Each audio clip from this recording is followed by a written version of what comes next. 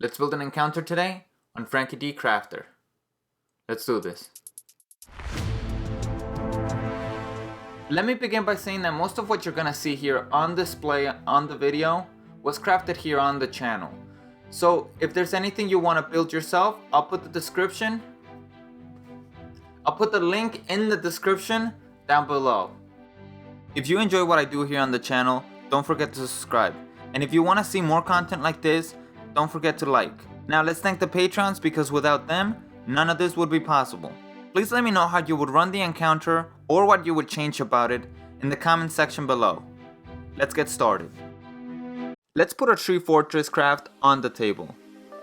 It's gonna be the centerpiece. I start decorating the table by adding obstacles. I know some DMs don't like the crafts to get in the way of the players, but I think there's a time and place for a crowded table, especially when you're dealing with forest and jungle terrain. I sometimes prefer to have things get in the way. There are times where I expect my players to move around the table. A lot of this scattered terrain also works in favor of the player. Since this is the enemy's hideout, it means the players are here either on a scouting mission or they're planning on using the element of surprise. I'm placing enemy minis on the table now, but in a real encounter, I would have the players roll to see how many of the enemies they notice. The last guy here is the older Gura brother. I'll get into the Gura brothers in just a moment, but for now, he'll be acting as a mini boss for the first half of the encounter. I populate the table with enemies depending on what the purpose of the encounter is.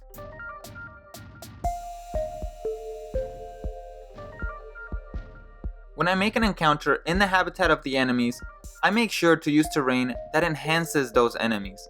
It is their home after all. They should have some home advantage. The fact that these apes can leap and climb better than the regular adventurer should be emphasized, having the apes using the trees to their advantage. I will tell my players that it is crucial they don't allow any of the apes into the cave. The Gura brothers are their deadliest when they work as a team. I like to think about motives for my players to be here in the first place. This is a hideout for a gang of ape-like monsters. These apes were never more than a minor inconvenience to the surrounding towns until the Gura brothers organized the apes. They were given the name the Gura brothers because they resembled the Barlguras demons more than they resembled the native apes. The apes were now a menace to all trading routes between these towns. The Gura brothers were smart and tactical. Among the gold and goods they steal, booze is the brothers' favorite. They tend to keep all the booze to themselves and give the treasure to the lesser apes, as they were easily distracted and kept loyal with shiny objects. I present the information to the players depending on who they interact with in the surrounding towns. I think of reasons to have them engage with the encounter depending on where the players' priorities are. I'll give you a few examples. The players are in this town looking for a special item. They come to find the merchant or person that once held this item was ambushed on the road by these apes. The item is something that the players absolutely need. Example 2. The town is willing to pay bounty hunters to go out and hunt these apes down, with the biggest reward being the Gura brothers. Example 3. Your players are greedy, and they know that the apes have no use for the gold and treasure they are hoarding, and they want a piece of the cake for themselves. Example 4. The players are heroes, looking to liberate the surrounding town from the tyranny of the Gura brothers. I could really go on and on, but I read the table and my players' characters. I plot around what makes more sense for them. For all I know, they could have just been on a scouting mission and something goes south. They stumble upon the hideout of the jungle bandits.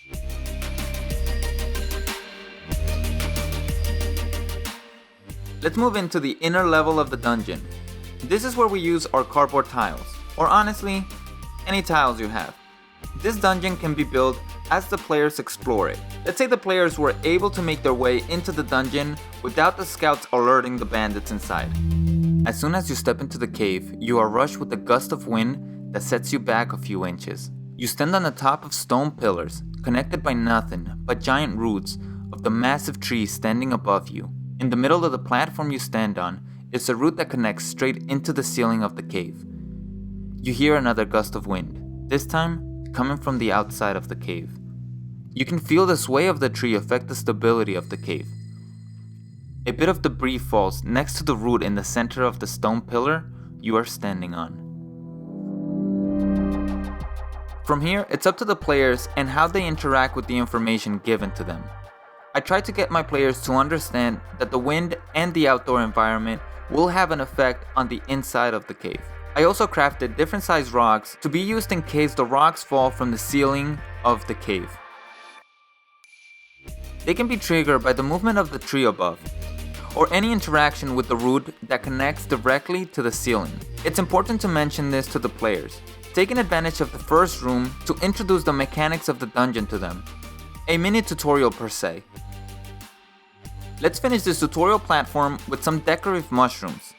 I have disclosed to my players in past sessions that cave-dwelling spiders eat magenta colored mushrooms, on which then they turn into toxins in their fangs to paralyze prey. Players can make checks to see if they notice any of these hints that the spiders are in this cave. These spiders don't use webs to hunt. They prefer to use an ambush tactic.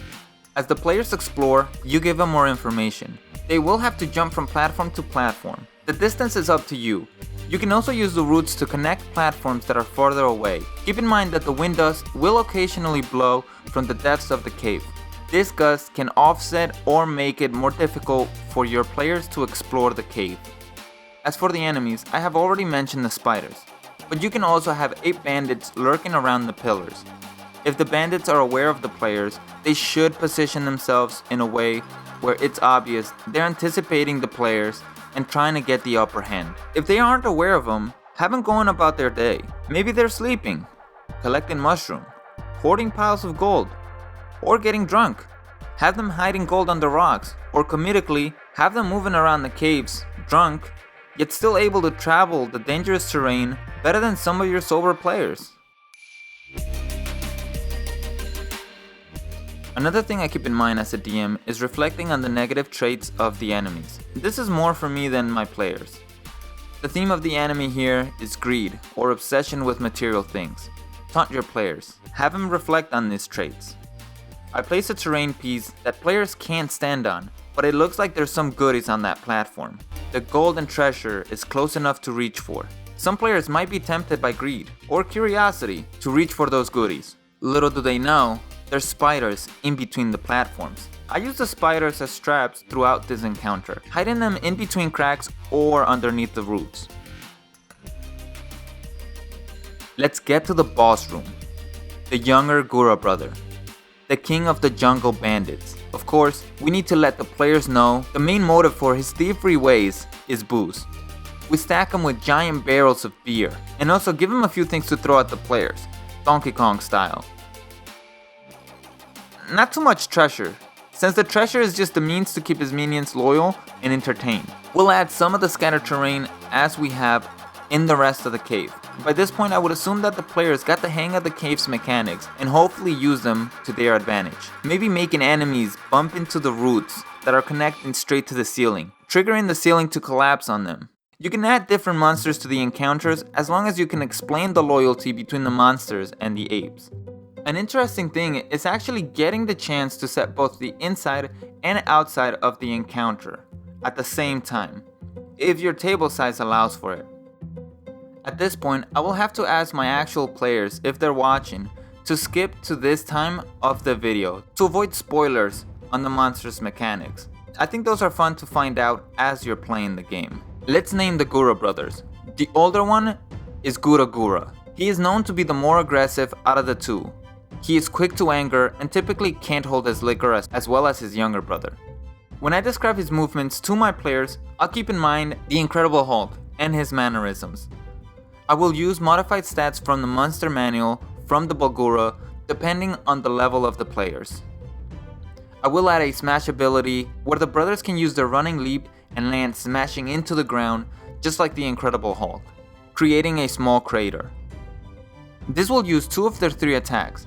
I will give the players the opportunity to roll out of the way and avoid the damage, as I find that it's more fun when you have your players interact with certain enemy moves. The shockwave will give the Barlgura advantage for the rest of the round on any attacks made on enemies 5 feet from the impact point. This can make the encounter a lot more interesting when it comes to the inside of the cave being affected by these shockwaves. The younger brother, Barlgura, is the more calculated one. He tends to act less like a brute and more like a mobster boss. I like to think of him as Gorilla Grodd from The Flash, but maybe not super genius level. I will take advantage of the Barlgura telepathy more with him, taunting and bribing the players, having my enemies be more than just punching bags, turning the second half of the encounter into a match of wits and strength. While coming up with these encounters, I look at what I have and work the encounter around that. I find it easier this way. I do have foam tiles, but I wanted to make this encounter more accessible to those that can't get their hands on foam. Let me know what you thought about the encounter or the video in general. Let me know if there's anything you would do differently, or if you'd like to see more of these videos in the future. And you'll be able to find the links to the crafts in the description below like I mentioned. And like always, I'll catch you on the next one. Peace.